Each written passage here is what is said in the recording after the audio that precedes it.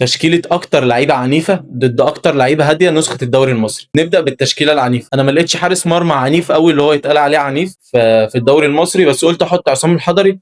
هو كان اجريسيف شويه، وعشان هو اسطوره برضه لازم يتحط في اي تشكيله من التشكيلتين. باك رايت شوقي السعيد. باك ليفت احمد رمزي.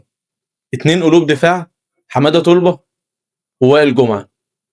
قدامهم طارق حامد وعاشور الادهم، وقدامهم حسام غالي. وينج يمين هنلعب بوليد سليمان، وينج شمال هنلعب باحمد عيد عبد الملك، ومهاجم صريح احمد حسام ميدو. وربنا يستر على اللي هيلاعب الفرقه دي. نيجي للفرقه الهاديه. في حراسه المرمى نادر السيد. باك يمين احمد المحمدي. باك شمال محمد عبد الشافي. اتنين قلوب دفاع اشرف قاسم وهاني رمزي، ومعاهم ليبرو ابراهيم يوسف. اتنين نص ملعب محمد ابو تريكه وحازم امام. ناحيه اليمين عبد الستار صبري، ناحيه الشمال احمد الكاس، ومهاجم وحيد عبد الحليم علي. يعني مفيش اطيب من كده بصراحه.